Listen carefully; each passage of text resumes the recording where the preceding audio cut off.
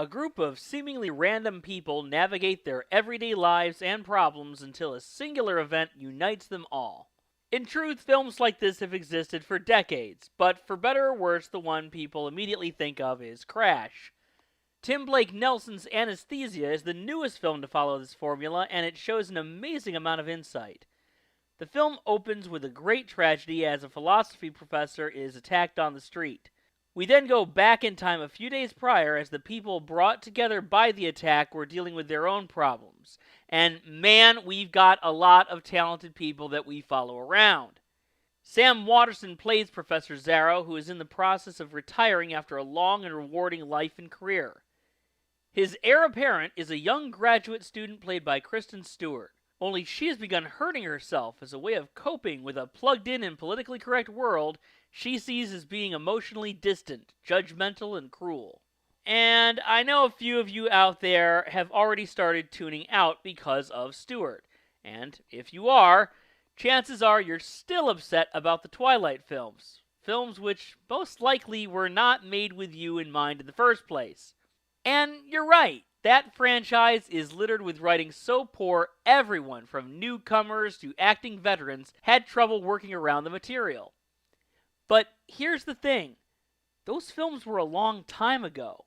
And while a lot of people are still griping about a franchise that wrapped up 4 years ago, Stewart has been proving herself to be a devastatingly good actress in several high-quality and challenging films. And you know what?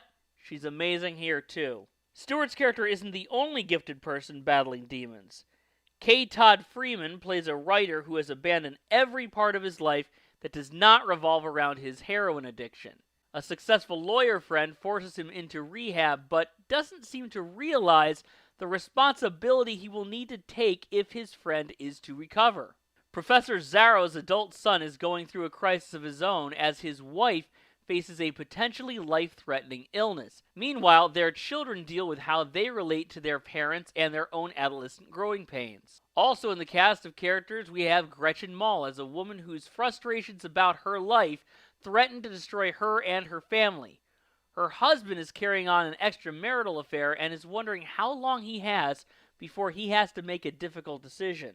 Tim Blake Nelson routinely splits his time between acting roles and writing and directing personal projects. One big problem with this film is that at less than 90 minutes, the film is way too short. It feels like we need just a little more time with these people to make it completely satisfying. The dialogue in this film might catch some people off guard.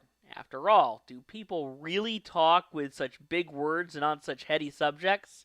Well, as someone who spent some time in the world of liberal arts around writers, artists, and academics, I can say, yes they do. It's a cerebral world that is given a much-needed emotional center by Nelson's script.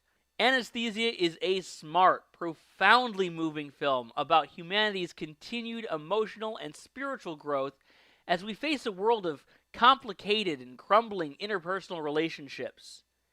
It's the first great film of 2016. On my 7-point scale, Anesthesia is highly recommended.